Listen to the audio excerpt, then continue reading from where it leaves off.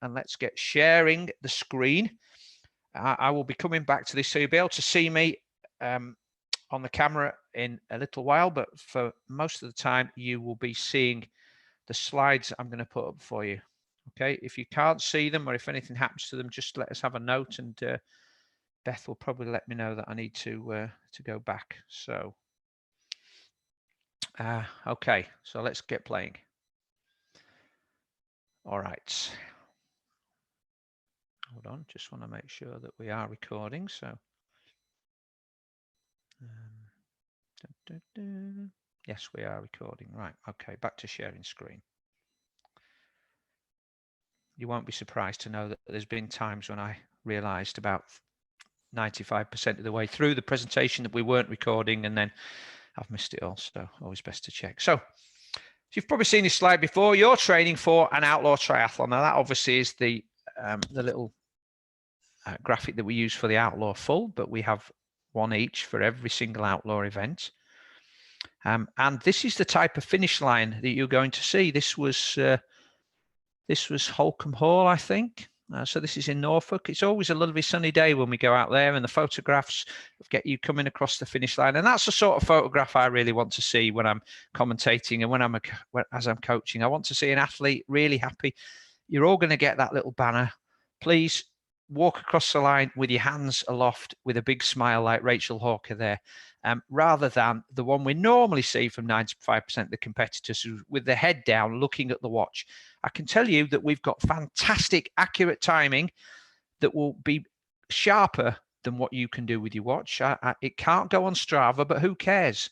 You know, you will have a medal. It doesn't matter if it's on Strava, as long as you've got the medal, and you'll be able to analyze all that data later on. So best way to get a good photograph, forget the watch, get your head up, smile, and take the applause as we call you across the line. So that's what you get when you come across. Maybe not that time, but maybe that view. So just to recap, we've done 2 webinars already. In December, we did one concerning general conditioning. That was when we could still swim. Then we couldn't swim in January, and we were doing specific conditioning. So general conditioning is what you do until about week 20. Most of you will be in specific conditioning now. Some of you will be coming up to race conditioning fairly soon. It's what really happens around 8 to 10 weeks before the race. And then we have another webinar coming up in early May, which will talk about probably early May, when we'll talk about peaking and tapering and race day. Okay. The recordings for webinars 1 and 2 are still available. So if you didn't get to see those, then all you have to do is request them and we'll share you the links. And as I said, the details for this one will also be available from tomorrow. All right. So these are some of the things that I've been over before. I'm going to whistle through them quickly. I make no apologies for whistling through them because they're key points. And although we have a different title for this webinar of race conditioning, the changes from one phase to another are very subtle. They're not huge changes.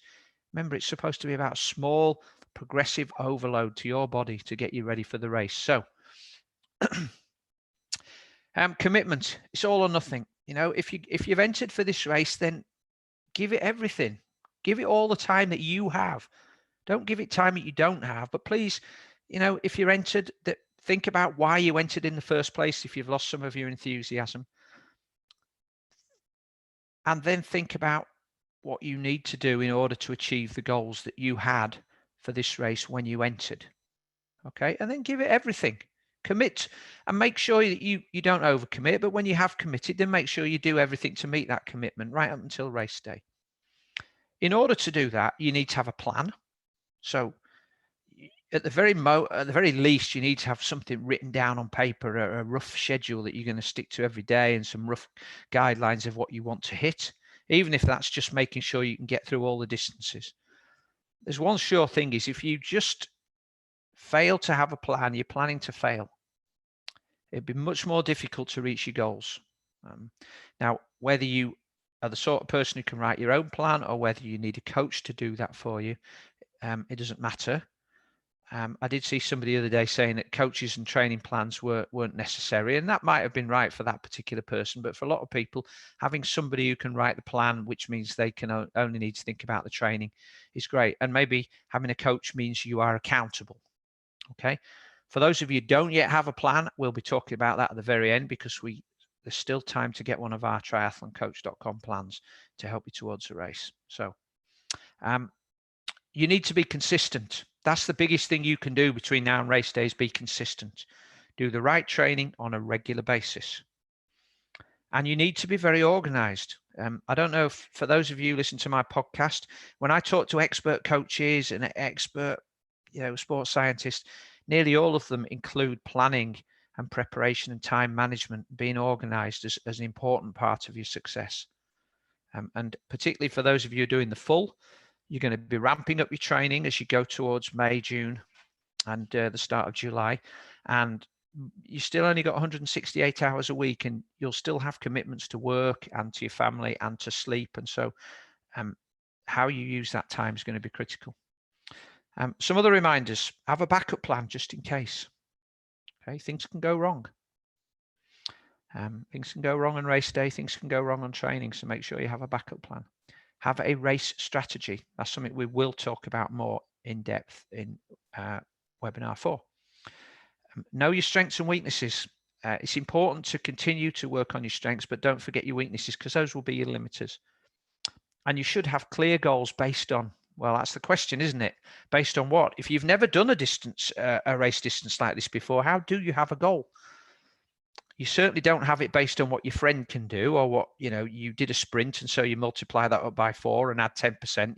You might as well, said this before, you might as well use the Duckworth-Lewis method for cricket to work out your finishing time if you're going to use something as arbitrary as that. So have a clear goal based on something that's quite solid, and then have a training plan and base that training plan on your goals and knowledge of the course, because each of our Outlaw courses are different. Outlaw X and Outlaw Half are very similar. They're flat, but Outlaw Holcombe and Outlaw Bowood are more undulating on both the bike and the run. So have a think about those. And think about also your biggest challenges. They could be any one of these, from time management to injury, whether you've got one now or you get one in the next few weeks. Getting rid of a current injury, balancing work and life, motivation, which I know a lot of people are struggling with right now, training altogether, or what type of training to do, and swimming. Okay, something that everybody, me included, has been missing for the last few months. So again, Stephen Seiler, somebody I've met a few times. He's been on my podcast twice. He created this little pyramid, and if you look at the pyramid, you can see the wide base there, the orange, the yellow, and the green. Now they're the most significant things, right? You may think that pacing and race pace training and doing some altitude training and having a fancy diet and doing some heat acclimatization, or doing some very fancy micro periodization, or even doing some smart periodization is going to be the big thing that gets you to the race. But those are more like the icing on the cake. The 3 at the bottom: how much total volume of training you get in and the frequency with which you train. Adding in a little bit of high intensity training, and then the way in which you distribute that. So maybe 90-10, or as we see, a more pyramidal approach as we get towards the race. But stay focused on those 3 at the bottom, because they're the real important parts. And in this next pyramid, you'll see that I've adapted a little bit to my own Wardy's hierarchy of training needs. So again, see at the bottom, orange, being a healthy human being, having a physio assessment, having robust physical health, having no injuries, having good mobility, having a good basic strength to be able to do the things that you need. Maybe adding in some specific coaching or training, so a more structured training plan, and then adding in some technical skills. All right, so we've gone up to green now. Getting a bike fit, I would say, is really important, and sorting your saddle out, because especially for those of you doing the Outlaw full, you're going to be on your bike for an awful long time, and if your saddle's uncomfortable, that will be guaranteed to slow you down. And then the next thing, the blue, the hard work. And hard work doesn't mean working so that you're breathing hard. It doesn't mean going out on such long sessions that you come back exhausted. Hard work is everything. It's getting up early to do the training. It's getting the stretching in where you'd really like to crash out on the couch. It's making sure you eat the right things when you prefer to eat a bag of chips or a bag of cookies. It's getting to sleep when you'd rather watch Netflix. That is as much hard work as riding for 100 miles or running for 2 hours. And then you can see the three at the top: a power meter, a GPS watch, power pedals, disc wheels. Great. But you can do an awful lot without those. So I wouldn't be getting too worried about those until you've done all the others. Likewise, having a VO2 max test. On long distance, it's really not that a critical measure of how well you're going to perform. And finally, the fancy kit. I reckon if I saw somebody asking about what disc wheel to use or whether they should use Vaporfly, there'd be loads and loads of posts and loads of comments about people giving their views. If I saw somebody asking about sleep, there'd probably be one or two, but I know which one I think is more important for your race day performance. Okay. And I do think that most people's attention is focused on the wrong things. And if you want to have a good race, and particularly if this is your first time, focus on the key things, which are these at the bottom of the pyramid. All right. Again, some reminders: setting yourself up for a good day, making sure you continue to get good sleep, that you have good sleep consistency. That's going to bed and getting up at the same times every night or as much as possible. Having a good pre and post sleep routine. We'll talk a bit more about nutrition in a moment, but daily nutrition is far more important than race day nutrition, because that's what's going to help you fuel and recover from all the training. Yeah. Stress management, managing your time, maintaining balance and harmony in your life, communicating with your family and your colleagues about what you're intending to do, not just assuming that they know, so that everybody's on the same page, so that you stop friction. Meditating to create a calm mind when you're getting frustrated or you're getting overwhelmed by stuff, and maybe getting some massage. There's a debate about whether that helps with recovery or injury, but I do think that it helps you to relax, and that's a good thing. So, and then strength, and we'll talk about daily mobility and strength and focus on building sport-specific strength in a moment. And finally, consistency is the key. So you've got maybe 15 or 16 weeks now until Outlaw Half and Outlaw Holcomb. Okay, and then there's maybe 19 weeks, I think, until Outlaw Full. So if you can plan to train 6 days out of 7 for those 19 weeks, you're going to get 114 days of training. If you could commit to that and you get 114 days of decent training, you'll be in great shape.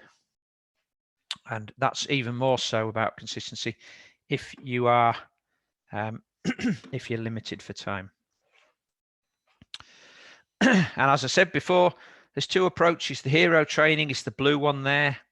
Lots of training, get injured or ill, go fall back. Lots of training, get injured or ill, fall back. Versus the steady away approach of the tortoise. And in the long term, the tortoise makes better progress. So please choose carefully on which one you'd like to be. So if you remember from the previous webinars, we talked about general conditioning in the first phase, and that was more polarized. So lots of zone 1 and zone 2 work, around 80%, maybe 10 or 15% of training above the threshold zone. So at higher intensity. And then as we got into the specific conditioning, it was more of a hybrid between what we're going to talk about now. So we're talking about pyramidal now, and the specific conditioning was a hybrid where it was transitioning from polarized to pyramidal.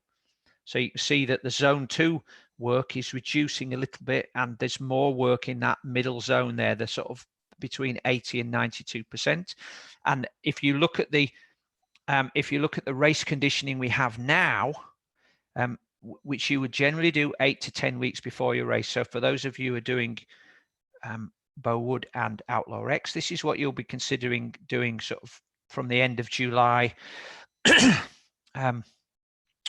through August and into the months of September, which is around 60 to 70% in that sub-aerobic threshold, and then a lot more threshold work as we come into the race, and then still a little bit of high intensity training. All right, so just summing up what this means, most of your training is still really easy. So somebody did ask the question about, I can go up to zone 3 in my heart rate, do I need to push on? Remember what you're doing here. For some of you are going to be out on the half, you might be out there for 7 or 8 hours. And for some of you on the full, you might be out there for 15, 16 hours. So think about the intensity you're likely to maintain for that amount of time. It's not particularly high. And so, yes, some high intensity training does tickle the top end, but what's really important is you develop the ability to keep going for a long period at a low intensity, burning fat. Okay. So that first line, then most training still at MAF and zone 2 or below 80% max heart rate is really important. You will still be doing some high intensity intervals, but they lengthen out now so that they're 4 to 8 minutes in duration. Of course, that means the intensity comes down a little bit. You'll be doing some specific strength sets, and those specific strength sets will go up to 6 to 8 minutes. And if it's on the bike, you'll be pushing RPMs of around 60 to 70. On the run, you'll be doing hill efforts. You should, as opposed to previously when I suggested you should be including an occasional brick session, now you want to be including a regular brick session. So I'd say 2 weeks out of 3 you want to be doing that. And this is bike to run, and also something most people forget about, swim to bike. And I find that this works best when you go out to an open water venue. So if you have to drive out there, take your bike, and then as soon as you get out the swim, you don't have to do a race transition type of change, but as soon as you get out of the swim, get on your bike, because what you'll find after being in a wetsuit, your hamstrings are tight, your adductors, your inner thigh muscles are tight, your shoulders might be a bit tight, and you might find it a little uncomfortable for those first 5 to 10 miles on the bike.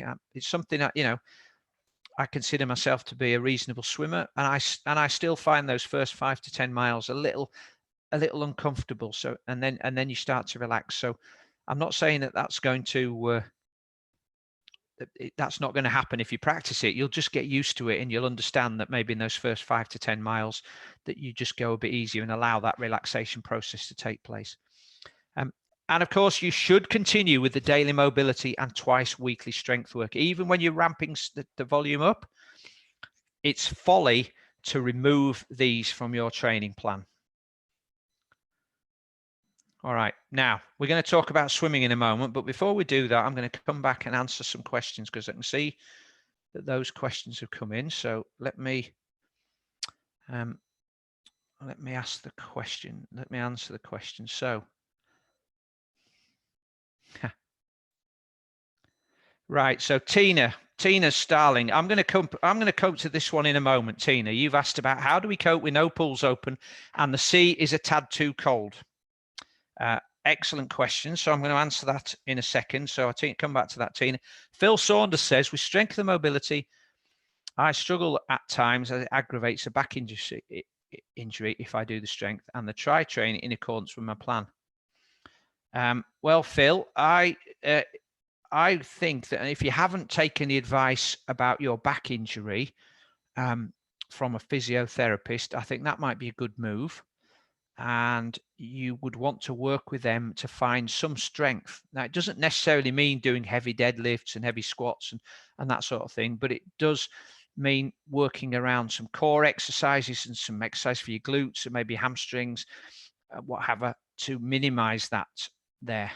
Because if you've got a back injury, chances are that when you put it under stress in a race, when you're riding for 56 miles and then running off that, or riding for 112 miles, it's going to come back and bother you. So you might need to adapt the type of training, strength training you're doing. But I would try and work with a physio, and likewise with mobility. If mobility is injuring or making your back worse, then I would wonder about how you're doing that mobility. So again, if you work with a physio or a mobility specialist, they'll be able to watch what you're doing, and they'll be able to give you some pointers on how to adjust that to work around the injury. Right, Jeremy Mitting, you've asked about how to stop a runny tummy when you when you run, I'm going to come back to that one later if you don't mind. So, okay, so let's go on to.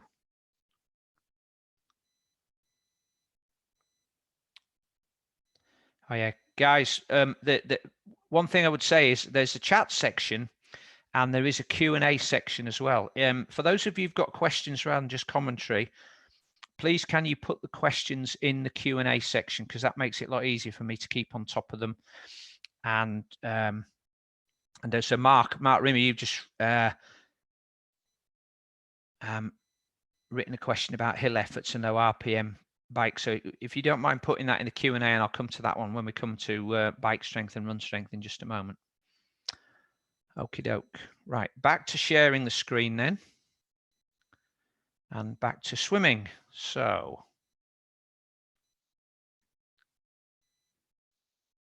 all right. Okay, so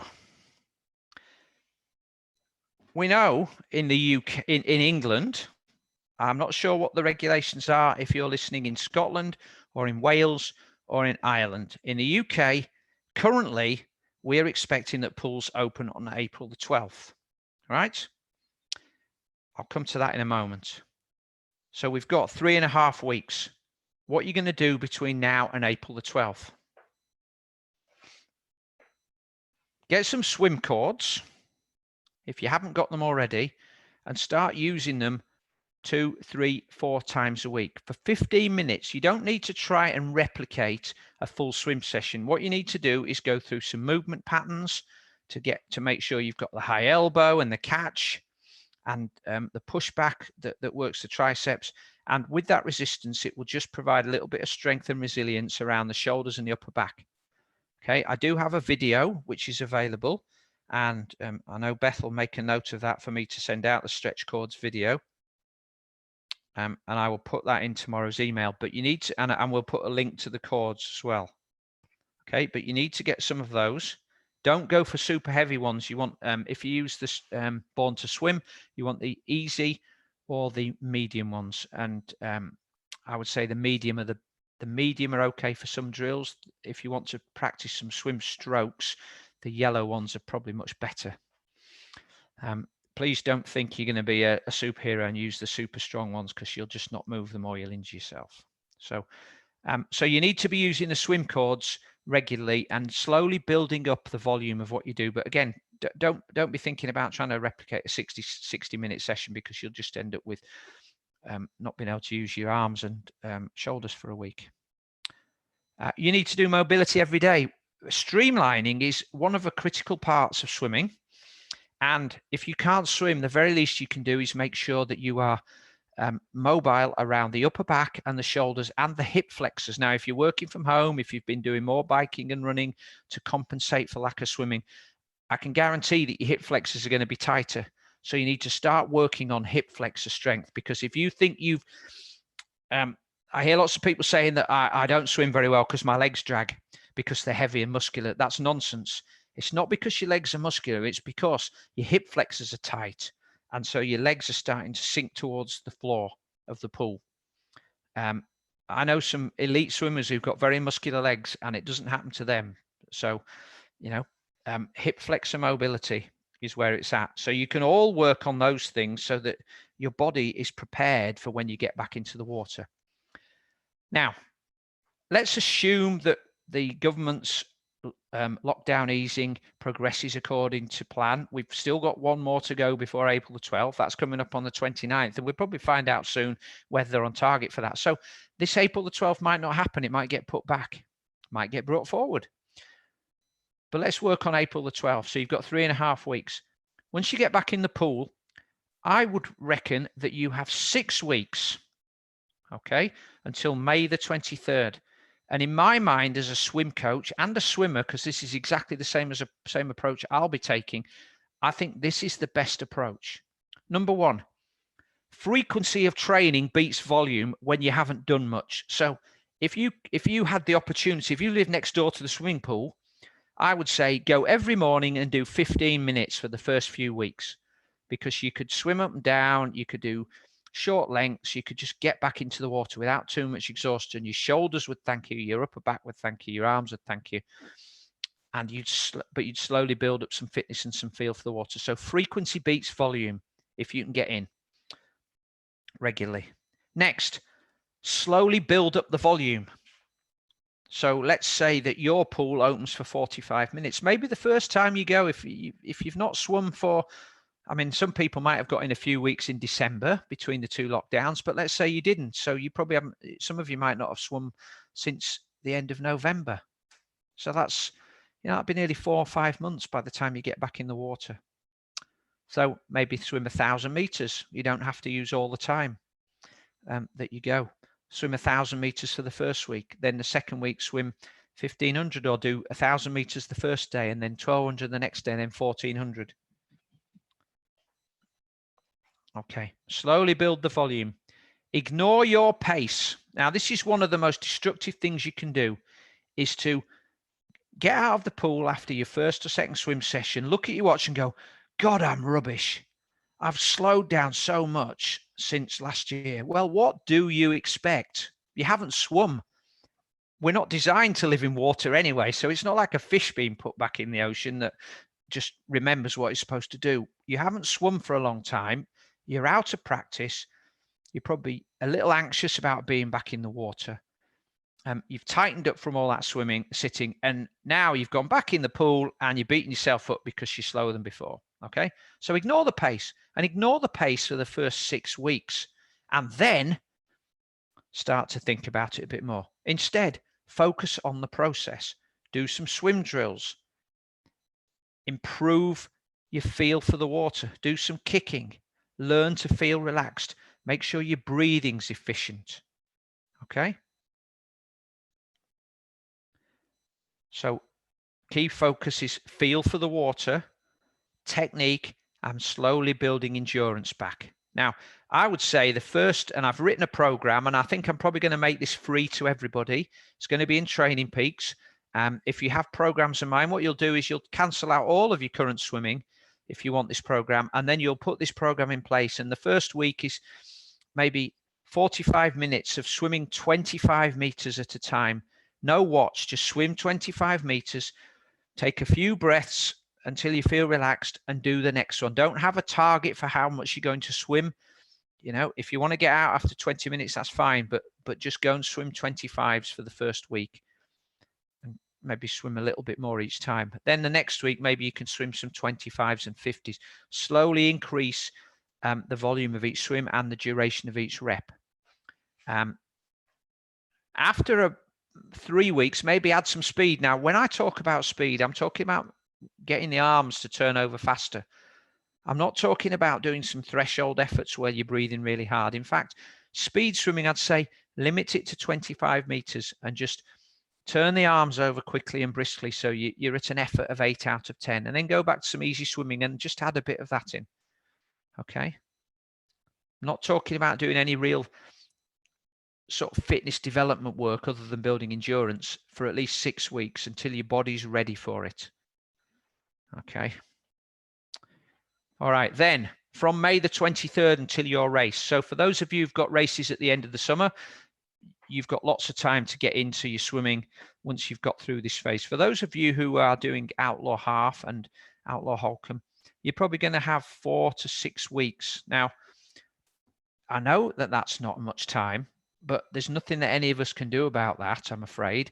And so all we can do is make the best use of the time we have available. So focus on building your endurance, and then in those last 4 weeks, feel free to add a little bit of threshold training. But before you do that, make sure you can actually swim the distance. Make sure you're comfortable swimming 1.9K. If you're doing Outlaw full, you've got a couple more months, so maybe you don't need to do it yet, but at some point you need to just be comfortable that you're going to swim 3.8K. Add some threshold swimming. So this is swimming at your critical swim speed. What you've got to remember here is that it's unlikely you're going to get back to peak swimming fitness in time for your race if it's one of your early ones. You're just going to have to accept that the fitness you've got is the fitness you've got, and that's it. And the time you get on race day will probably not be comparable to previous years, but there's a very good reason for that. and that's it. You know, sitting at the finish line, comparing it and being disappointed isn't going to help anybody, and particularly not yourself. So please try and avoid that if you can, and celebrate what you have been able to do. Okay, now open water swimming. So I think, Tina, I think you asked me about open water swimming. So I know I did a podcast call with a guy yesterday who says he's still swimming in open water in the river near him, and he is swimming in 6 degrees. Right now, he's been doing all that through the winter. He said it's not very pleasant. He is an ex-international swimmer, so he's got good technique, so he can probably cope with the cold water. He doesn't get anxious about being in it. But what I would ask is, what temperature is appropriate for you? If you've got 6% body fat, then getting into 10-degree water may not be appropriate, particularly if you haven't done it throughout the winter. You're going to spend 15 minutes flapping around, getting your breath, 10 minutes getting used to a cold head. And then once your feet and hands go cold, you're probably going to get out, and then it's going to take you 10 minutes to get out of your wetsuit. So if you think that's an appropriate use of time, go for it. You may be better just doing the dry land stuff and waiting until the water warms up. But at a certain time, you are going to need to get back into the open water. And when you do, make sure that your open water swimming is about structured race-specific sessions. So yes, I know that if you're doing these races, you've got a certain distance. But again, I find frustration when I see people have opportunity to do so many things to prepare for their race, and they spend all of that time just swimming around in laps. Okay, now, that is one part of the race, but the first part is often hard as everybody gets going and you try to get out of the melee. Then it settles into a pace, so get used to that. Practice on your sighting. I see a lot of people who just swim all over the place because they don't look up every 4 or 5 strokes. So practice your sighting. Practice drafting off somebody. Swim with some friends where you can have swim in a group and get used to being bashed on the head or having somebody tapping your feet. You know, all things that happen in a race. If you're anxious about swimming in a group, and things will be more spaced out this year, but still, it's likely that at turns and the like, you will be squeezed together a little bit more. Swim with a group. Recruit some friends that can help you and swim together and get used to it in training. And work on those open water skills. Okay, let's just drop out of this and see if we've got any questions on swimming. So, Tina, I hope I answered your question there. Where can you attach swim cords indoor safely? Good point. I would say you could try attaching them around a door handle, but you want to make sure that it pulls the door into the door furniture, the frame, rather than if the door was opening towards you. Because if somebody does come, or if the handle pulls the door open, the cables are going to come off, and you're either going to end up at the back of the room on your bum, or you're going to get the cord hitting you in the face. You could try having somebody else hold them for you. You could try, if you can fit them around the balustrade on your stairwell and you've got some space there. I really don't know until I see your house. I have mine fitted around a fence post outside, so maybe you're going to have to look. Maybe you're going to have to look for something out there. What's the name of the podcast you mentioned? Well, that'll be my podcast, Anonymous Attendee, and we will put links to my podcast in the show notes tomorrow. It's the High Performance Human podcast. It's always out. It's always on the Outlaw page every week. Yeah, Jeremy, elastic fitness straps sounds like what we're talking about, but you'll see what I'm talking about when I send the email out to you tomorrow. Matthew Ivan says, I'm currently training 2 to 3 times per week, 40-minute swims in the North Sea. Wow, good for you, Matthew. How many and how often when training would you swim for over an hour? Yeah, I probably wouldn't worry about that now, Matthew. I would just go with the frequency. When the water gets a bit warmer, maybe when you get back into the pool, I would say once a week is good for good for a swim over an hour. Yeah, just once a week, maybe on a weekend if that's when you've got more time. Okay, Jeremy again. They might be. The ones I use are from a website called Born to Run. John Hookway, what have swim conditions been like previously at Holcombe? It's quite shallow at Holcombe. The water's normally reasonably warm, but there haven't been many instances where wetsuits have been not allowed. One of the things that we have at Outlaw is we want to make sure that everyone's safe. So certainly at Home Pierpont, we'll never have a non-wetsuit swim. I think if you have a special request, you might be allowed to swim without a wetsuit, but most of the time we require people to swim with a wetsuit unless the water's seriously hot, and I don't think we've ever had that. Okay, right.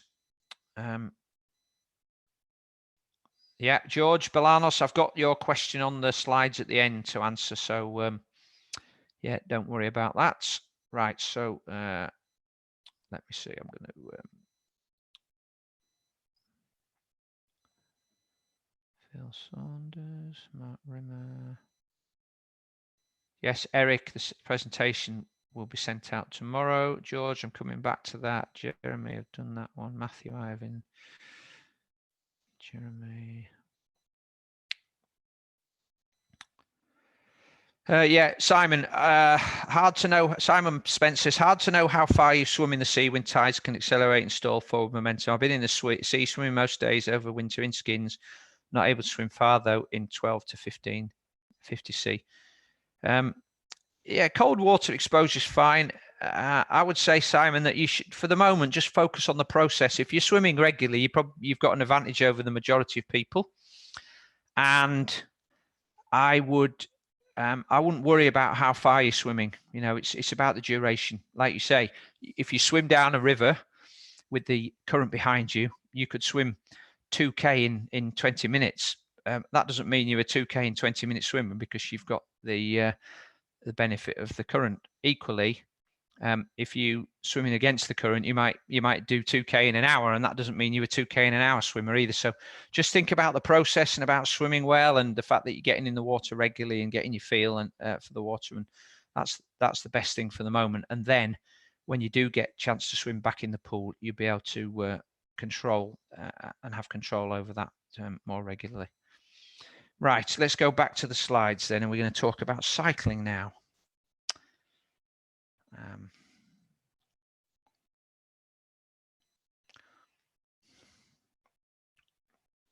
All right, so think about the bike. It's your single biggest contributor to race results. So in this next phase, I think you need to be getting up to cycling the full distance that you can manage. Okay, I would say if you're doing one of the halves, which is a 90K ride, I would say if you a strong enough cyclist, then ride the 90K.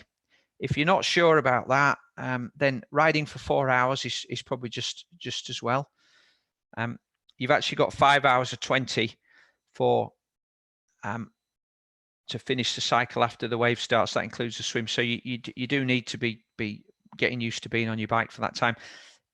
Again, if you're doing the Outlaw full, you've got 180K to ride. It's not necessary to ride 180K all the time. If you can do it once just to build your confidence, that's fine. If you've got 6 or 7 hours and you're not getting 180K, I don't think that's a problem, particularly if you live in a hilly area. Just be on the bike for that amount of time. Outlaw's a relatively flat route, so you'll be a bit quicker there. And I do think you should be finding bike routes with a similar profile to your chosen race. So if you live in a hilly area, you are going to be very strong on riding the hills, but you're not going to get much practice at being in the TT position for long extended periods of time, which is what required on 3 of our 5 races. So it's definitely worth trying to find areas where you can ride, even if you have to get in your car and drive for half an hour to find them, or what have you. For those of you who've got TT bikes or race bikes, if you're not riding them yet, you need to ride them regularly, and you need to get used to spending longer in the aero position. Again, another point of frustration for me is when I see people who've spent a lot of money on a lovely aero bike, a lovely aero helmet, and they're sitting up on the bullhorns with that chest exposed to the air, not aero at all. You know, you could have just bought a road bike if you want to ride like that. So if you have a TT bike, if it feels uncomfortable, have a bike fit. And if you've had one already, get another one. Or if you've had one, then you need to spend longer maybe practicing your mobility so you can get into position and stay in position for longer. You need to be doing some specific strength sets. So I would say you need to be working up to around 6 to 8 minutes on the bike, riding up a shallow incline, but pushing a big gear. So you're doing 60 to 70 RPM, and you want to be doing 6 to 8 of them. So you could do 6 to 8 reps. If you've got an indoor trainer that's got hills on it, you can create a course that gives you 6 to 8 minutes of climbing, and then a 2 to 3 minute rest, and repeating that, and maybe adding one more rep each week. If you haven't got an indoor trainer or you haven't got that function, but you do live in a hilly area, find a long drag, not a steep one, but a long drag. 4 or 5% incline's fine.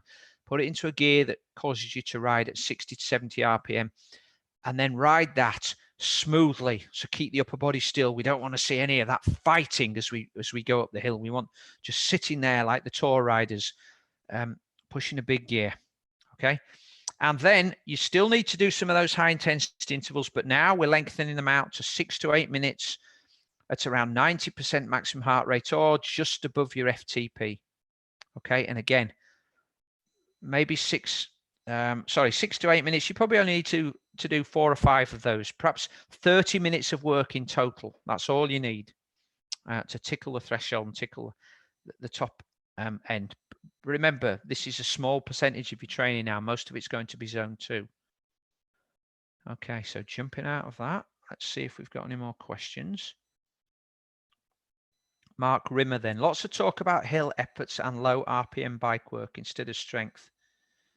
Well, I'm not talking, Mark. I'm not talking about these instead of strength. I'm saying that you do these as part of strength. It's what I call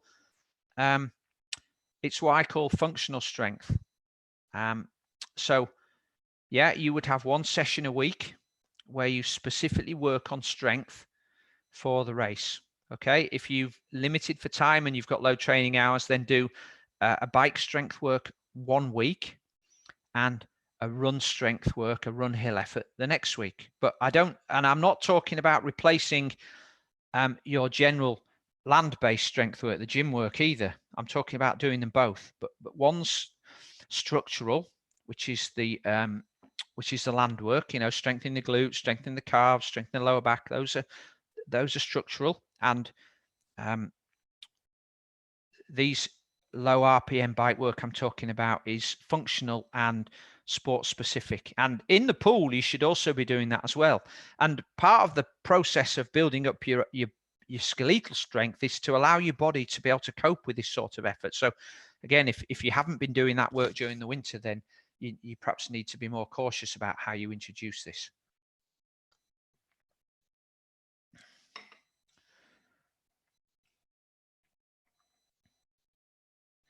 Yeah, Phil, that's just what I've covered there. I live in a very hilly area and the full Outlaw is pretty flat. So should I adjust training also? Yes, I would say if you can, yeah, obviously if you well, if you live several hours from a flat area, that's going to be quite difficult, but maybe a smart trainer will help you to do some sessions without much gradient and just get into your aero position for a bit longer. But yes, it would definitely be worth it if you can spend some time in the aero position, just rolling along at the same intensity. Giles Lamb, I've done plenty of 100-mile cycle events, but not coupled with other disciplines. I don't have a specific TT bike, just a Giant. Do I really need aero bars, or can I simply retrofit? If you've got a Giant road bike, Giles, you can do a triathlon on a Giant road bike. You don't need to have aero bars. Being a triathlete is about doing the event, not having the kit. If you are going to fit aero bars onto that, because the geometry of a road bike is slightly different to a time trial bike, you would still need to get bike fit to make sure you're in the right position. Because actually, if you just fit aero bars and your setup's all cramped, you can end up causing more problems. Likewise, if you're comfortable riding on the drops for several hours, then just do that. You know, if you're a strong cyclist, you'll probably be okay. So yeah, I'll leave it up to you. But if you're going to retrofit some aero bars onto a road bike, then think about getting that properly fitted. Peter, yeah, FTP, RPE. So for the bike strength sets, probably I'd be at sort of somewhere around 85%. For those, for the sort of 6 to 8 minute ones. At the moment, we're currently doing shorter ones, which are at sort of VO2 max efforts over 1 to 2 minutes. So I'd say it's the max. Yeah, you should be looking at your heart rate coming out at about 85% max at the end of the rep. Okay, so you should be in control, and it's mostly about strength. And you'll find that when you're pedaling at a low RPM anyway, your heart rate won't go as high as if you were pedaling at a faster cadence. Jeremy Mitting, Zwift versus outside. Jeremy, the benefits of Zwift and any other indoor training system is that it's time quality work. You know, you don't have to fight your way through the traffic. It's safe. You can do it in all weathers. You can really control everything. The benefits of being outside are that you get used to road conditions, you get used to coping with crosswinds, you get used to riding in traffic, you get used to, you know, all the other things that being outside give you. So I would say you want probably a combination of both of those. If you haven't got a cadence sensor, Matt, then you can just count one leg as it goes past for 1 minute. You can get a little metronome and just set it to 90 per minute or 70 per minute. You'll soon get a feel for what the right cadence is. Yeah, Rob. Yeah, Rob, if your normal cadence is 70, I think you should be probably working on some higher cadence efforts, not with much resistance. Put it in a light gear and get yourself up to spinning. I think that if you try to ride half or a full at 70 RPM, you might find your legs are a little tired when you get off the bike. So I maybe be working on sort of trying to up that cadence a little bit if you can.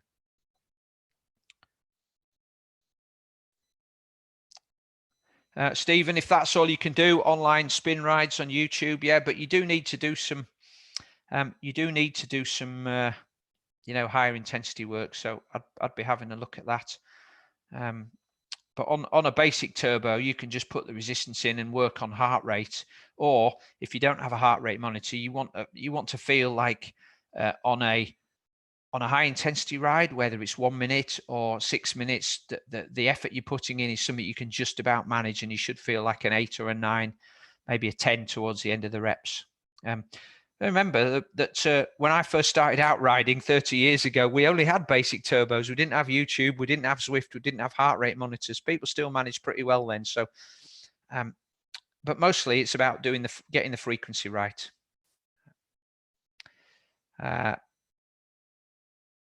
Yeah, right, Tina. We're going to come back to zone 2 on the run. It's to do with aerobic efficiency. It's to do with how you move. It's nothing to do with your fitness. So we'll come back onto that. Okay, Martin, thank you. You'll get that if you're still on the mailing list, Martin. You'll get those questions tomorrow, or you'll get the video tomorrow. Right, John Hookaway, we've done that.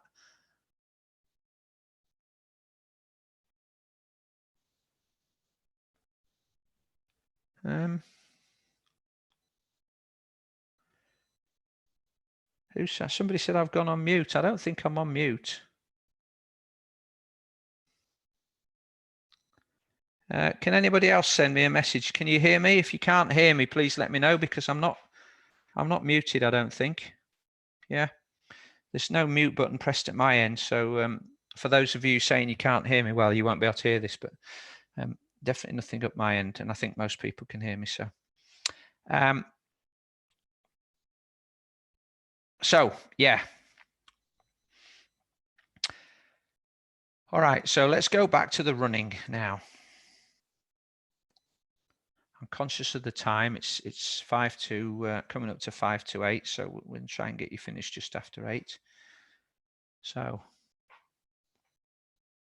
we've done the bike, onto the run. So a bit like the biking, you should start to think about your longest run now, particularly for those of you doing races in June or July. For those of you doing races in August, September, probably not such a big deal now. You want to be thinking about these things for May or June.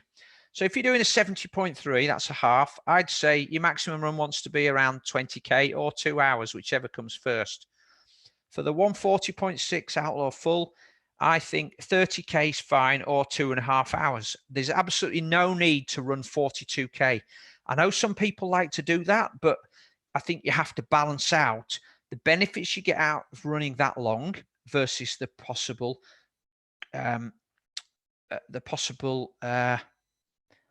downsides of that, which could be that you're fatigued for the next few days and that interrupts some of your other training, and evidence proves this, that a lot of people start to pick up niggles in the last hour, 30 minutes to 60 minutes, because they get tired, their hips are tired, their ankles are fatigued, the calves are fatigued, they're losing their running technique, and so they shuffle along trying to make up the time.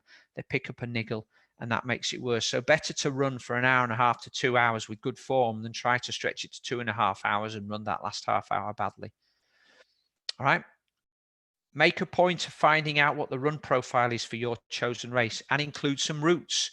They're not super hilly, but Holcombe in particular, and I think perhaps Bowood Hall will have some hills. And so if you haven't practiced on that, it might come as a little bit of a shock. Other things you could think about including a tempo run. This is around 85%, so probably about half marathon effort.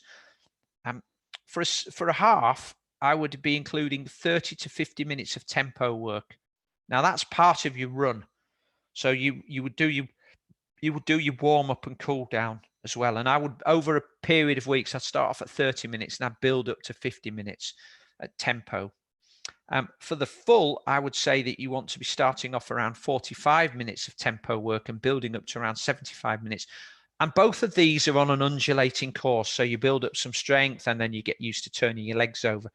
And of course, you need to add the warm up and cool down to these. So it's not just a 50-minute tempo run for a half or a 75-minute run. It's more like a 90 to 100-minute run. You definitely want to be running off the bike regularly. I think that there are two combinations. I definitely do not recommend doing a long bike and a long run. So I see some people, I saw one thread recently on another page. We could call it the Outlaw journey, couldn't we? But it's called the Ironman journey, where people say, yeah, so who does a 6-hour run followed by a 10 or 15 mile, sorry, a 6-hour bike followed by a 10 or 15 mile run? And I zoned out after that. I just think it's unnecessary unless it's race day. But what you can do is to do a long bike with a short run. So if you're doing a 70.3, you just need to run for about 5K. Think about what your goal pace is and maybe run 2 or 3% faster than that. If you're doing the full, then maybe 6 to 8K. Okay. You might think, well, hold on a minute. Why is that a bit shorter than for the 70.3? For the very reason that you're probably going to be riding a lot longer for the in training for the full. And when you add that to, add a 10K run to that, it's probably going to add an hour onto your whole day. Again, it's that cost versus benefits. The alternative is to do a short bike, maybe after you've done a set of intervals, so you've created some fatigue in the legs, and do a slightly longer run. So this could be how you do your long run of the week, and precede that with a short bike, 10 to 15K for your 70.3, and 10 to 15K again for the 140.6. Again, we're really just trying to get used to running with tired legs after we've been on the bike. I'd also recommend that you do maintain some intensity, but in small amounts. So this is one session that you could try as a standalone. Now you could try this off the bike if you like. So it's a tough session. 1K at zone 5. That's 5K pace, VO2 max. Horrible. Then you ease back to zone 4 for 2K, and then you ease back to zone 3 for 3K, and then finally you finish the final 4Ks at your goal race pace. It'll feel like a stroll. Alternatively, for the half, you could go out and do this run. It's 10K. You do 3K in zone 3, so that's around 85%, and then 2K at your goal race pace, so that's a bit of recovery, and then you repeat that. All right, let's just drop out of here, stop sharing, see what questions we've got. And so Jeremy Mitting says, how do you stop getting a runny tummy when you run? So Jeremy, there's a number of reasons why people get runny tummies when they run. Sometimes it is down to the food that they're eating while they're training. If you're talking about just pure running, then it could be because you've got too much fiber in your diet. And so that we know fiber keeps your stools loose, but that's not what you want when you're running. A lot of people get runny tummy on race day. And if you reduce your fiber intake for the 24 hours before a race, that will cure 80% of those problems. Sometimes it's down to the concentration of the sports drink or sports nutrition that you're using during the race. Unfortunately, you generally don't get this in training because it normally happens a couple of hours into a long run after you've got off the bike, and most people don't go that far, don't go that dark in running. So I would say that you want to look at the food you're eating, Jeremy, and see if you can change that, and whether that's going to make a difference for you. It could be leaky gut, and that could be something to do with your gut bacteria, and so you'd probably want to get checked out by a gut health specialist if that's the case. Tina, right? So Tina, on zone 2, the majority of people struggle to stay in zone 2 when they're running. MAF training, and we'll put a link to that in the email tomorrow, is typical of this. And we get people to stay below their MAF heart rate, which is 180 minus their age. So if you're 40, it would be 140. And the idea is you have to stay below that heart rate for the duration of your run. And what happens is most people can stay below there for 3 or 4 minutes, 10 minutes, and then the heart rate goes too high. And so what do you do then? Well, the answer is you walk. And you walk until your heart rate drops significantly, and then you run again. And that might mean walking for half your run. But let's take the running element out of that. Actually, your heart rate is telling you how hard your heart is working. And your heart works in the same way, regardless of whether you're swimming, biking, running, rowing, whatever activity you're doing. Your heart is just responding to signals from the muscles that need more oxygen. Okay, so if your heart rate's going up, it would suggest that your running muscles need more oxygen, and that's down to aerobic efficiency. Now, if you ask anybody, particularly the guys in my SWAT group who've been doing MAF now for 3 or 4 years, they will tell you that they all had this same problem and they stuck with it. And now their MAF pace is faster than some of their other paces were 3 or 4 years ago.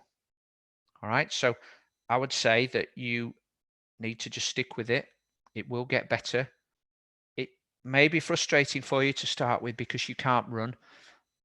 But I would say that there's a lot of people on halves and fulls that aren't running anyway. They're having to walk. So the more efficient you can be, and it does take time, the better it will be for you on race day. Okay, Mark Rimmer, coming back from injury, no run or bike for several months. First run's very easy, but still mid zone 3, whereas I was easily able to run at 120 RPM. Yeah, Mark, well, if you've not been running, I'd say that answer that I've just given to Tina is probably something that you're suffering from as well, is you've lost the running efficiency. If you've not been running or biking, I'm making an assumption here, but I would say that most people gain a little bit of weight when they're not training as much. So it may be that. It's definitely something to do with running efficiency and aerobic fitness. So I would ease yourself back into it. If your runs are all at mid zone 3, which is what I call in that sort of black hole, no man's land, sort of mid threshold, feels kind of hard. And there's a lot of oxidative stress there that's caused by training at that level. And that could actually push you back towards being injured again. So I would take it really easy to start with. And feels like you're interpreting what you're saying, you're trying to run at the same pace and your heart rate's a lot higher for that pace. So maybe ease the pace back so that you can run at 120 beats per minute. Okay. Maybe frustrating for you, but in the long run, if you're consistent, you will get back there in a much easier and kinder way to your body.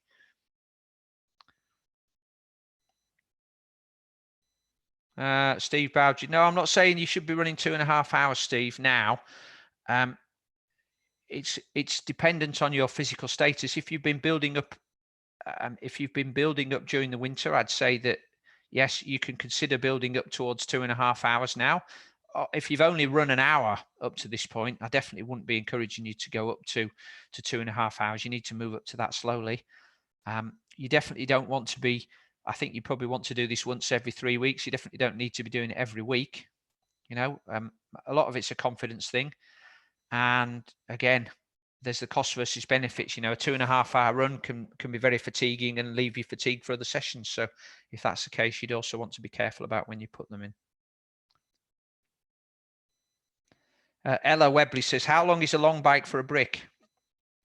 Well, your long bike might be, if you're doing a half, it might be the 90k that I talked about. It might be 60k. I'd say you'd want to be on the bike for several hours at an easy pace.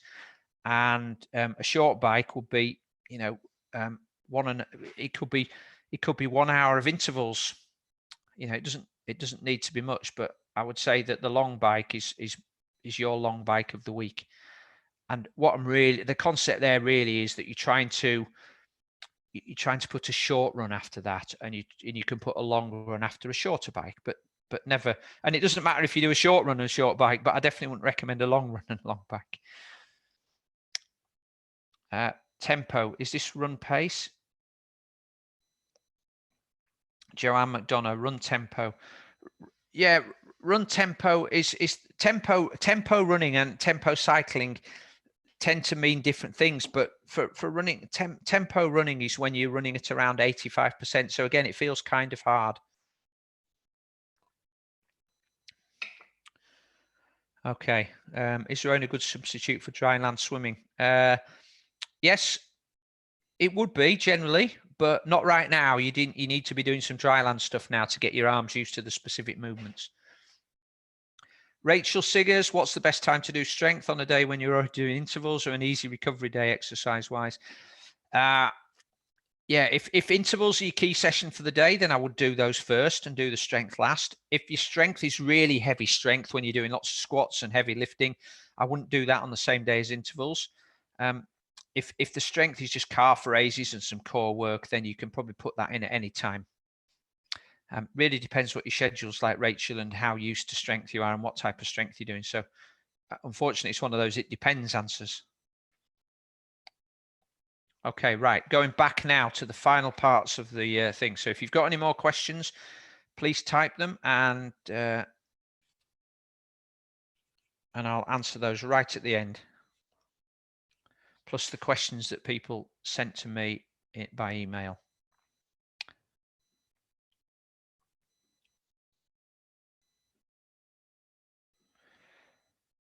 All right, George, I haven't forgotten about your question. Okay, going back to sharing one last time.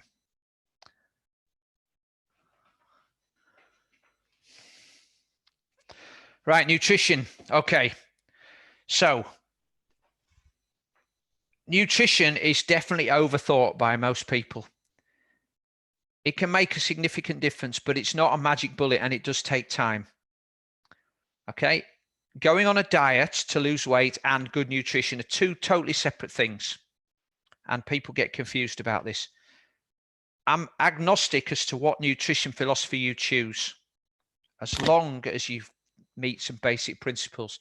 Too many people are looking for paleo or vegan or low carb, high fat or keto to provide them with the magic bullet. It's not going to happen. The real magic of nutrition is this. One, planning and preparation. And that is crucial, particularly when you're doing triathlon and you've got limited time, because there'll be times when you don't have the right food in the house or you don't have the right food ready and you come back from a long day at work or you come back from a long training session and you come in the kitchen and you're starving and there's nothing there. And so what do? You go for the easiest solution, which is usually processed food because it's already prepared. It's in a box or a packet and you just open it and stuff it in your mouth until you feel like you've had enough, and you've just filled your face with calories, but you've not filled it with nutrients. So if you're going swimming in the morning and you're coming back home, Get some porridge ready so that when you come back in, you can just shove it in the microwave and it'll be ready in 5 minutes. Or you've made some, put some cold fruit in there with some oats and some Greek yogurt. And so you've got this lovely cold concoction you can have, beautiful in the summer. Real food as well. Now, real food takes time to prepare. If you've got a partner who does this for you, that's great. If you have to do it yourself, then again, you need to plan what you're going to buy. You need to plan your meals ahead and you need to prepare. But real food trumps packeted food, hands down, all day long. And that leads me on to my final point. I've got a sweet tooth, right? So please don't think that I'm the saint here and I'm telling you what to do, because I'm currently trying to wean myself off sugar, and Beth's doing this as well. And we've been at it now for 9-10 days. I feel like somebody in Sugars Anonymous here, confessing my things and sort of accounting to my sponsor that I've been a good boy for 9 days. But it's hard when you've got a sugar habit. But refined sugar plays havoc with the insulin system. It gives you all sorts of things that aren't necessarily good for you. Now, I'm not saying you should stop eating your favorite chocolate, but if you eat good food 90% of the time, then occasionally you can indulge yourself. But if you're going to indulge yourself, make sure it is a treat. Make sure it's a gourmet cheesecake or some really nice chocolate rather than a cheap bar that's just chocolate. Indulge yourself. Some of my peers, people like Phil Maffetone, would say, if you're going to reward your body, why would you reward it with poison? You wouldn't. He's even said to me that rewarding yourself with a cake is like having heroin, because they're both drugs. I'm not quite as extreme as that, but I do think if you're going to reward yourself, make sure you wait until you do it with something good. So that's daily nutrition. Very simple. Planning and preparation, eat real food, and minimize refined sugars and processed foods. How much you need is dependent on your physical status, how big you are as a person, how much training you're doing, how much muscle you have. Okay, so that's individual. If you're gaining weight and doing lots of training, you're probably eating too much. If you're losing weight hand over fist, that's not good either. You're probably not eating enough. That's the simplest way to work out what's the right quantity. Now, training nutrition. Again, this is where we start to get a little confused. Food that you put into your mouth every day is nutrition for training. Okay, so there's no difference there. I think when people talk about training nutrition, they're talking about what nutrition they take with them when they go training. So the first question I would be asking is, how many workouts actually require you to have nutrition during them? Okay, definitely not a 1 hour swim. Definitely not a 60-minute run. Definitely not a 60-minute session on Zwift. You just need water and maybe something like this with a little electrolyte in. You definitely don't need a carb drink. Now, any session that's over 2 hours, you probably do need something, although there are some fat adapted people who can ride for 3 or 4 hours on just water. But that's about knowing your own body. If you've got multiple workouts in a day, if you go to the pool in the morning, you're going to running at lunchtime, and then you're going to go to the gym in the evening, you probably do need to be fueling during your workouts just to get some calories in preparation for what's coming later in the day. But there won't be many people doing that.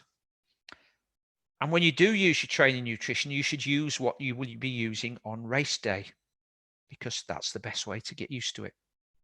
So then we come to race day nutrition. As I said earlier, let's say you've got 100 days until your race, and then you've got one race day. So what we do up here, daily nutrition, is far more important, because that helps us manage our life on the other 100 days.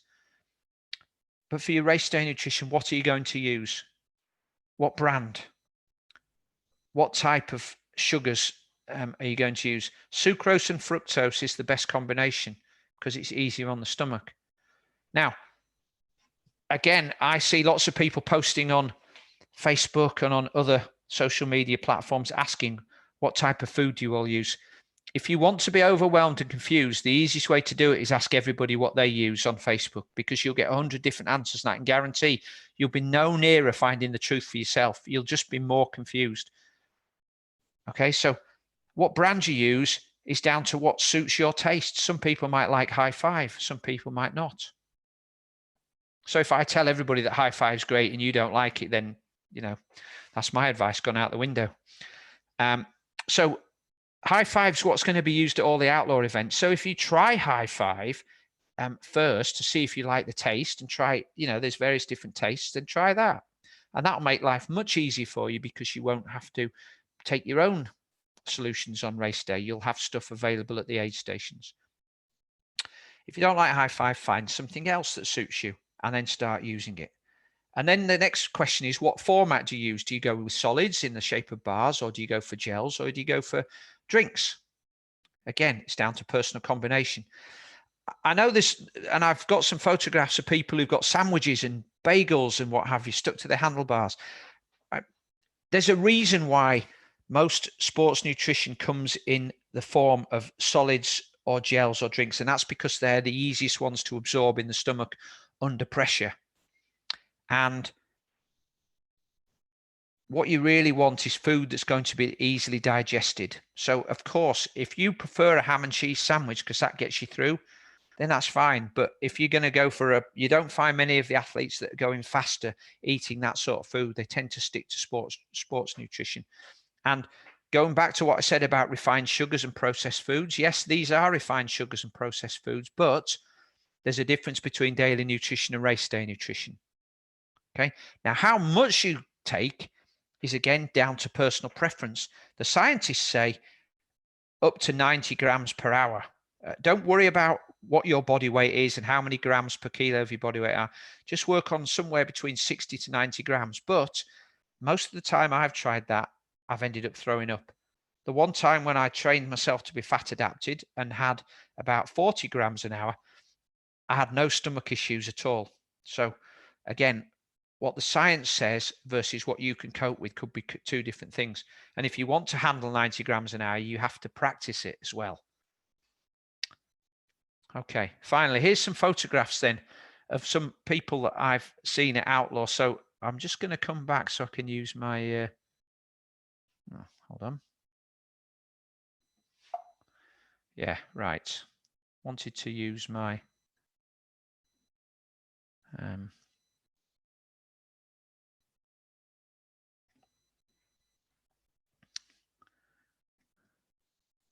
just wanted to, oh no, you guys can see this. So here, look at this bike here.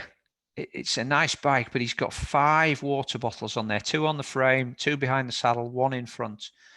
Okay, there's going to be aid stations about every 10 miles. You don't need to take water around like a pack horse mule. This bike's a nice light bike. He's spent a lot of money on those zip wheels, probably because they're light and fast. And that there's at least 5 kilos of water on there now. So he's probably added another 50, 60% to the weight of that bike. Same for this one here in the middle, look. 1 on the front, 2 on the frame, 2 at the back. Yeah. The simplest thing to do is have one of those full of water.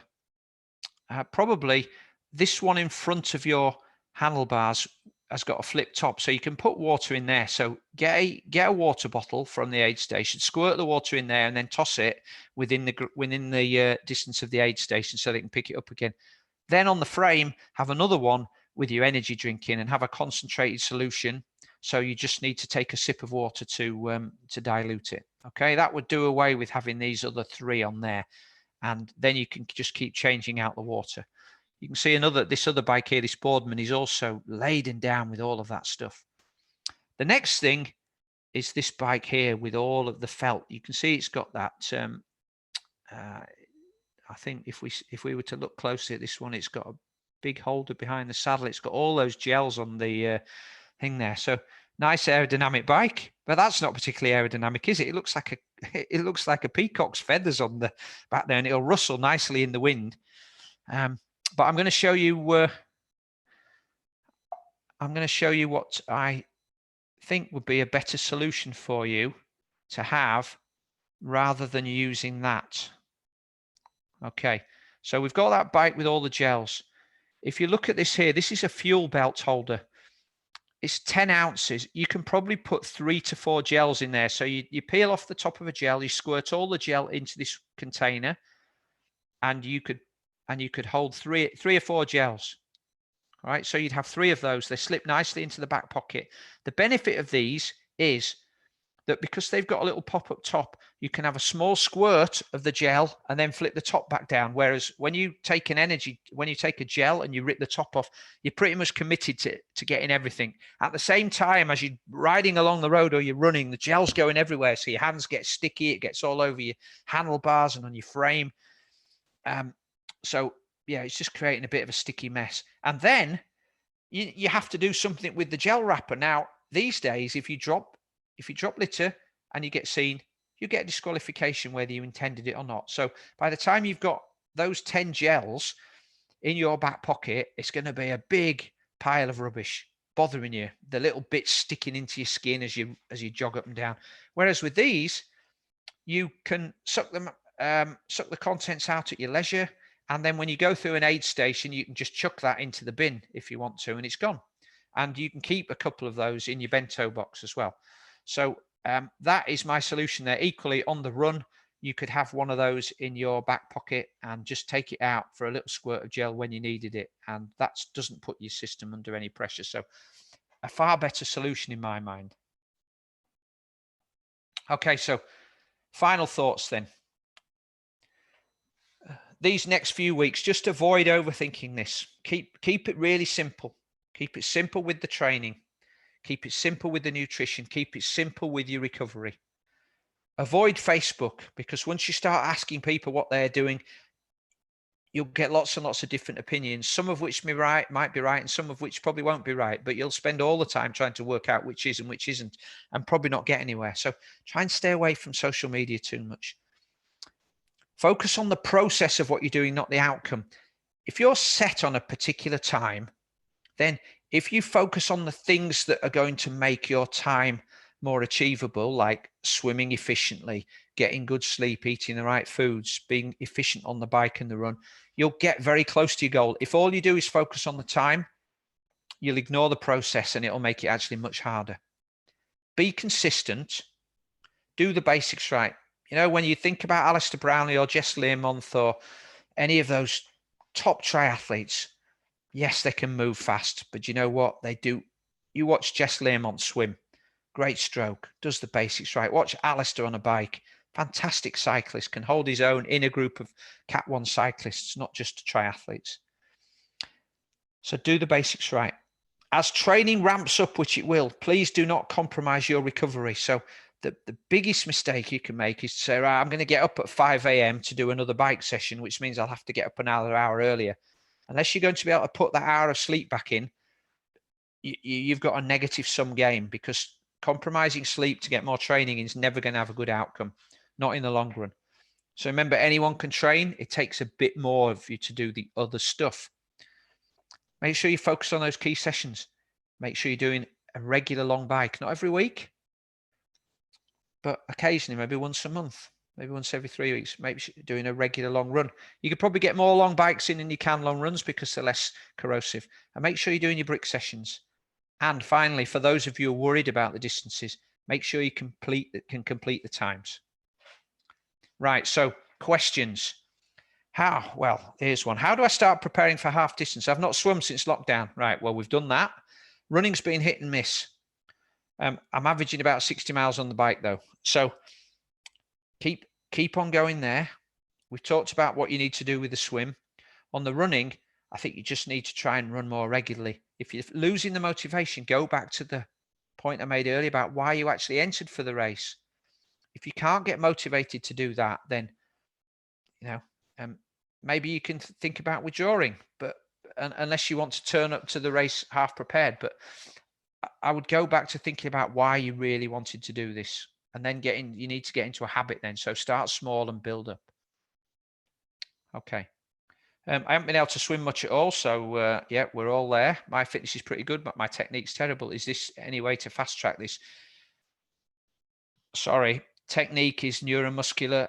It requires time in the pool. It requires doing all the stuff I've just mentioned. Technique, you probably need somebody to tell you what's wrong with your technique and to show you how to correct it. So you need to find somebody who can coach you. And probably if you have the race coming up in June or July, you want to be seeing somebody regularly. Right, this is George. I've done the vast majority of my open water swimming in the Med, so the couple of times I got into cold water, I really struggled. Ah, George, cold water immersion. Well, George, I know the Mediterranean can be quite cold. Have you tried swimming without a wetsuit? That will make it feel colder, so you could try that. If that doesn't work, if you want to acclimatize to cold water, I would try cold showers on a regular basis just to get used to it. I would try, maybe you can get yourself a big like a like a wheelie bin or something, fill it full of cold water, and just immerse yourself in there. If you don't have access to cold water to swim in, then I can't suggest anything there. But what I would say is that when you get to England and you get to the Outlaw, the water temperature is normally 16 or 17 degrees in June, so it won't be that cold. It's probably what you're swimming in now in the Med, so don't worry about it being freezing. Okay, I've signed up for half and full now. I'm doing the Holcombe half and Nottingham full. I'm conscious I've got a 3-week gap between the two. How should I approach the Holcombe half, and what should my training look like over 3 weeks between the two events? Right. Okay, so well, I think what that says, I'm doing the Holcombe half and Nottingham. Yeah, Nottingham full. So there's 3 weeks. I would probably pace yourself on the half, and maybe you can go hard on the swim and the bike and maybe ease back on the run a bit, because that's where the fatigue's going to come in. And then I would start your taper as soon as you finish that race. And you can maybe, after 7 days of easy training, you can maybe pick up the training a bit with 2 weeks to go, and then ease off again in the 3rd week. But I'd be looking to hit peak fitness for Holcombe half and then taper from there. Right, it's my first half fine. I want to double check the cutoff. So for a half, you've got 1 hour and 10 to finish the swim, and then 10 minutes to get onto the bike. You've got 5 hours and 20 after your wave start to get back into T2, and you've got 9 hours. If you do not complete the swim, I think they pull you out as you get out of the swim. If you complete the swim but you don't make it back into transition before 5 hours 20, when you get back into transition, and then they will probably ask you to withdraw from the race. I'm not entirely sure what the rule is with regarding letting people carry on the run and having no registered time. So you might want to check with the organisation about that specific rule. Right, turbo training. I'm currently doing this on my old mountain bike and then going out on my road bike. Well, I'd say that on the turbo training, it doesn't really matter what you're doing as long as you're getting intensity in. Going out on your road bike is not like to hinder you at all. No, I don't think so. Just, again, focus on the process, get the training done, be consistent. You'll be in the right ballpark. And finally, oh yeah, this was the lady we talked to earlier. So currently I'm working hard and I'm using the top end of zone 3. Do I need to try and get even higher than this? No, not really. Remember, most of triathlon is in zone 2. So as long as you do lots of training there, you'll have the endurance. Zone 3 will help to build your fitness, but it also promotes fatigue. And so you want to be very sparing with that type of work. Okay, right. One final thing. I know there's some questions. Let's go on to those first. Let me just tell you this before we do those questions. As an official Outlaw coach, I've got plans for every single Outlaw. So if you don't have a plan yet, it's not too late. Particularly for those, we've just started athletes on their Outlaw full plans. And for those of you doing Outlaw X and Outlaw Bowwood, there's plenty of time now to get a plan. £100, includes strength conditioning, no pull strength sessions for the moment. Post-race recovery, you also get a call with me or a 20-minute mindset call with Beth. You can purchase your plans by going into your active account, and in my events, you'll be able to purchase items. But if you can't do that, please call the Outlaw and they'll be able to help you. Or you can email Beth at thetriathloncoach.com and she can help you. And remember, when you've bought your program, please email us your receipt and then we'll get you started. Okay, right. George, hopefully I answered your question. Yeah, Stuart, I think I answered this one. What and how much do you eat on the bike liver full? You're trying to get up to 90 grams per hour, but again, it depends on how much you practiced and what you can cope with. I do not have any High Five discount codes, Simon. I'm afraid I don't work with High Five. So you might want to ask Outlaw about that. Should I not be using carb drink for my hard bike and run interval sessions? If you've been eating well, Billy Richards, before the sessions, you shouldn't need carbs to get you there. If your body has got full glycogen stores, you've got about 2 hours supply working pretty hard. So unless your hard bike sessions are lasting longer than 2 hours, you shouldn't need them. Now, you probably need some carbs before to make sure you're fueled up, and you probably need a good carbohydrate meal afterwards, but you definitely don't need anything during those interval sessions. What repair safety equipment should we race with for the bike? So I would say, to be self-sufficient, you need a couple of tire levers. You want a pump or a couple of gas bottles, and you would want 1 or 2 spare inner tubes. That's it. Rob Bookie at Holcombe, can you get bike bottle refill on the bike without stopping? I would check the rules for this year because the aid stations are a little different. They've been making them more self-sufficient.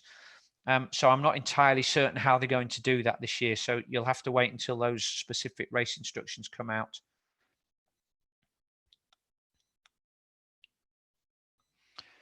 I'm loving it. Would it be okay to sign up for an autumn full? If you think you're ready, Sally, after you've done Holcombe and you're ready for a full in the autumn, then do that. But if there's no rush, maybe do another half this year and then give yourself a year to train for a full. There'll be full distance events around longer than you or I.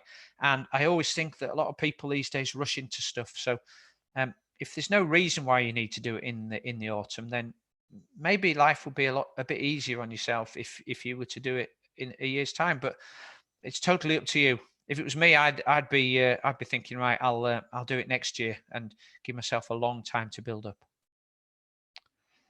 Billy got that question right. Thank you. So for somebody's asked, do I tailor the plans for individual needs? So the plans start out the same, but when we use training peaks, you put your training zones into them, and when you put your training zones in, each session is then tailored to your current fitness level. So the sessions do become more specific. But when we talk about tailoring training plans, remember that training is only one part of it. So you also need to focus on your nutrition and your sleep and all those other aspects in order to get the most from your training. So yeah, they're partly tailored, and but remember, it's only a small, it's maybe 20% of the total preparation for the event. So yeah. And Eric Downey, is that Eric the Eel Downey? I remember somebody called Eric the Eel from a long time ago. Be nice to catch up with you, Eric, if that's you. Hey, there we go, Eric the Eel, a famous name from triathlon going back many years. Okay, folks, right, I think that I've answered all your questions. I'm going to stop sharing now. So there we go. Back off that. That's it for me. It's an 8:30. Yeah. It's 8:30, so hopefully most of you have had your dinner and you're not going to be eating late. Hopefully nobody's going out training now. Keep in touch. If you've got any other questions, remember to send those to Beth, and she will send them on to me if there's any more. If you're interested in any programs, particularly for the later events, go to your active account, and I will be sending out an action-packed, information-packed email tomorrow with all of the links that we talked about. So thank you everybody for being here. It's been the most populated webinar I've ever had. We had over 350 people sign up, and we had 100 people that got into the room, and who knows how many who weren't able to. So thanks very much for your patience. And if I don't see you on webinar 4, then I look forward to seeing you some races somewhere with an Outlaw banner this year. Okay, everyone. Thanks a lot. Bye for now.